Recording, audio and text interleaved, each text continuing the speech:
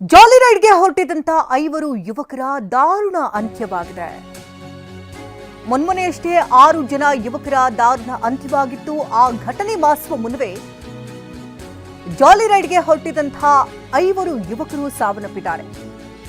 ದೇವಸ್ಥಾನಕ್ಕೆ ಹೋಗ್ತೀವಿ ಅಂತ ಹೊರಟಿದ್ದಂತ 5 ಯುವಕರು ದೇವರ ಪಾದ ಸೇರಿಕೊಂಡಿದ್ದಾರೆ. ಕೆಎಸ್ಆರ್ಟಿಸಿ ಬಸ್ಗೆ ಕಾಲು ಡಿಕ್ಕಿಯಾದ ಪರಿಣಾಮ 5 ಸ್ಥಳದಲ್ಲೇ ಬಲಿಯಾಗಿದ್ದಾರೆ. ನೆಲಮಂಗಲದ ಜಿಂದಾಲ್ ಬಳಿ ನಡೆದಿರುವಂತಹ ಭೀಕರ ರಸ್ತೆ ಅಪಘಾತ ಇದು. ಇಂಡಿಕಾ ಕಾರ್ನಲ್ಲಿದ್ದಂಥ 5 ಯುವಕರು ಸ್ಥಳದಲ್ಲೇ ದುರ್ಮರಣವನ್ನಪ್ಪಿದ್ದು, ದೊಡ್ಡಬಳ್ಳಾಪುರ ಮೂಲದ 17 ವರ್ಷದ ಧನುಷ್, 20 ವರ್ಷದ ಹರ್ಷಿತ್, 20 ವರ್ಷದ ದುರ್ಗಾಪ್ರಸಾದ್, 19 ವರ್ಷದ ಕೇಶವ್, 22 ವರ್ಷದ ಲಲಿತ್ ಅಂತ ತಿಳಿದು ಬರ್ತಾ ಇದೆ. ಮಕ್ಕಳನ್ನ ಕಳೆದುಕೊಂಡಂತಹ ಪೋಷಕರು ಕಣ್ಣೀರಿಡ್ತಿದ್ದಾರೆ.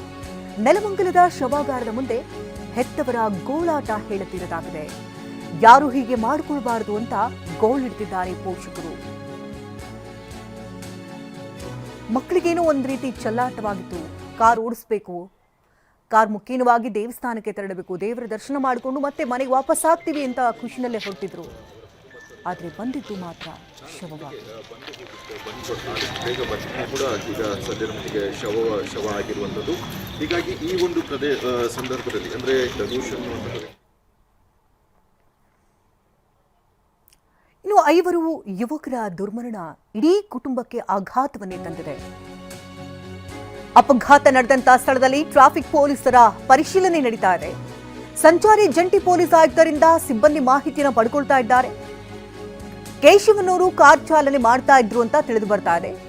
ಮದ್ಯಪಾನ ಮಾಡಿದ್ರಾ ಅನ್ನೋದಕ್ಕೆ ಪರೀಕ್ಷೆಯನ್ನ ಮಾಡ್ತೇವೆ ಅಂತ ಹೇಳ್ತಿದ್ದಾರೆ. ಸಂಚಾರಿ ಜಂಟಿ ಪೊಲೀಸ್ ಆಯುಕ್ತ ಕಾರ್ತಿಕ್ ರೆಡ್ಡಿ ಈ ವಿಚಾರಕ್ಕೆ ಸಂಬಂಧಪಟ್ಟಂತೆ ಹೇಳಿಕೆಯನ್ನ ಕೊಟ್ಟಿದ್ದಾರೆ.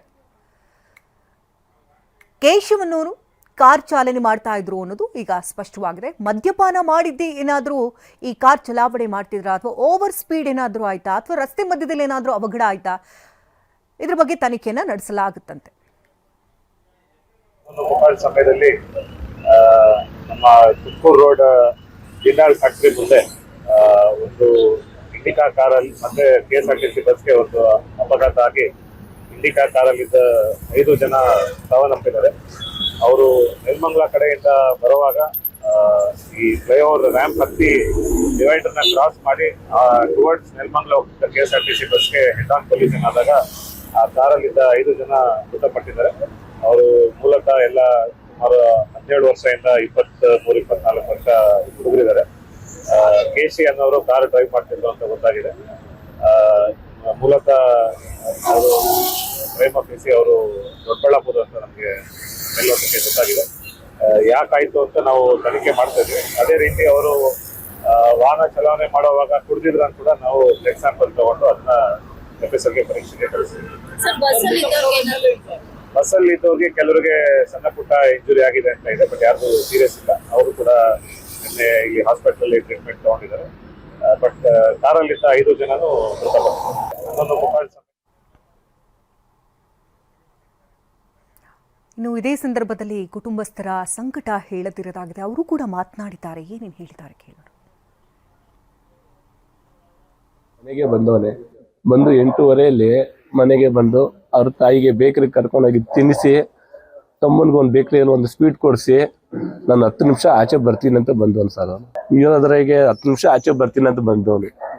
ಸ್ನೇಹಿತರಲ್ಲಿ ಮಕ್ಕಳೆಲ್ಲ ನಾನು ಯಾರು ನೋಡಿಲ್ಲ, ಯಾರು ಒಬ್ಬರು ನೋಡಿದ್ದೀನಿ ಅಷ್ಟೇ, ಮಿಕ್ನೋದೇನು ಯಾರು ನೋಡಿಲ್ಲ. ನಾನು ಗೊತ್ತಿಲ್ಲ ಸರ್ ಅದು ಯಾರ್ದು ಕಾರಲ್ಲಿ ಹೋಗ್ತಾರೆ, ಆಚೆ ಕಡೆ ಇಷ್ಟೊತ್ತಲ್ಲಿ ಹೋಗ್ತಾರೆ, ಪೇರೆಂಟ್ಸ್ ಯಾರು ಬಿಡ್ತಾರ ಸರ್, ಏನಕ್ಕೆ ಹೋಗ್ತೀರಾ ಅಂತ ಬೈತೀವಲ್ಲ. ನನ್ಗೆ ಬೆಳಗಿನ ಜಾವ ಸ್ವಲ್ಪ ಒಂದ್ 10 ನಿಮಿಷ ಬರ್ತೀನಿ ಅಂತ ಆಚೆಗೆ ಹೋದವನು ಸರ್. ಗೊತ್ತಿಲ್ಲ ಸರ್ ಏನಾಯ್ತು ಅನ್ನೋದು ಗೊತ್ತಿಲ್ಲ, ನಮ್ಗೇನು ಅಂತಾನು ಹೇಳಿಲ್ಲ. ಅಸ್ಲಿಗೆ ಅವ್ರ ಆಚೆಗೆ ಹಿಂಗ್ ಹೋಯ್ತಾ ಇದೀವಿ ಅಂತ ಕೂಡ ಹೇಳಿಲ್ಲ. ಒಬ್ರು ಗೊತ್ತಿಲ್ಲ ಸರ್, ಅವರಲ್ಲಿ ಒಬ್ರೋ ಇಬ್ರೋ ಇರ್ಬೇಕು ನೋಡಿರೋದು ಮಕ. ಅದ್ ನಮ್ಮ ಹತ್ರ ಹೇಳಿಲ್ಲ ಸರ್. ಈ ತರ ಅಂತ ಗೊತ್ತಾಗಿದ್ರೆ ನಾವ್ ಕಳಿಸ್ತಾ ಇರ್ಲಿಲ್ಲ. ಸ್ವಲ್ಪ ಒಂದ್ 10 ನಿಮಿಷ ಬರ್ತೀನಿ ಅಂತ ಆಚೆಗೆ ಹೋದವನು ಸರ್. ಗೊತ್ತಿಲ್ಲ ಸರ್ ಏನಾಯ್ತು ಅನ್ನೋದು ಗೊತ್ತಿಲ್ಲ, ನಮ್ಗೇನು ಅಂತಾನು ಹೇಳಿಲ್ಲ. ಅಸ್ಲಿಗೆ ಅವ್ರ ಆಚೆಗೆ ಹಿಂಗ್ ಹೋಯ್ತಾ ಇದೀವಿ ಅಂತ ಕೂಡ ಹೇಳಿಲ್ಲ. ಒಬ್ರು ವಯಸ್ಸಿಗೆ ಬಂದಿರೋ ಮಗ ನಮ್ ಕೈ ಬಿಟ್ಟು ಹೊರಟದ್ನೇ, ಏನು ಹೇಳಲಿಲ್ಲ ಸರ್.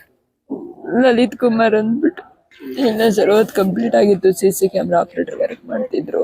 ಯಾರ ಜೊತೆ ಏನು ಹೇಳಲಿಲ್ಲ. ಸುಮ್ಮನೆ ಯಾವುದೋ ದೇವಸ್ಥಾನಕ್ಕೆ ಹೋಗ್ತೀರಮ್ಮ, ಬರೋದು ಲೇಟ್ ಆಯ್ತು ಅಂತ ಹೇಳಿದ್ರು ಅಷ್ಟೇ ಸರ್. ಇನ್ನೇನು ಹೇಳಲಿಲ್ಲ. ಗೊತ್ತಿಲ್ಲ ಸರ್, ಯಾರ್ದು ಕಾರು ಗೊತ್ತಿಲ್ಲ ನಮಗೆ ಸರ್. ಬೆಳಗ್ಗೆ ಟಿಫನ್ ಮಾಡ್ಕೊಂಡು ಮನೆ ಬಿಟ್ಟಿದ್ದವನು. ಯಾವುದೋ ದೇವಸ್ಥಾನಕ್ಕೆ ಹೋಗ್ತೀನಿ, ಲೇಟ್ ಆದಿತ್ತಮ್ಮ ಬರೋದು ಅಂತ. ಸರಿನಪ್ಪ ಅಂತಂದ್ವಿ ಅಷ್ಟೇ ಸರ್. ಇನ್ನೇನು ಏನು ಹೇಳಲಿಲ್ಲ. ಫೋನ್ ಮಾಡಿದ್ವಿ.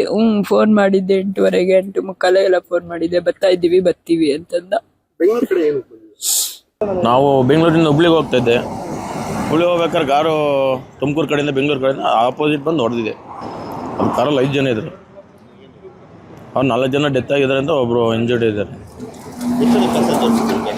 43 ಮೆಂಬರ್ಸ್ ಇದ್ರು ಸರ್. ನಾನು ಹಬ್ಬ ಎಲ್ಲ ಹೋದಾಗ ಏನಾಗುತ್ತೆ ಸರ್, ಬಂದು ಹೊಡೆದಾಗ ಎಲ್ಲ ಸಾಕಾಗುತ್ತಲ್ಲ ಸರ್.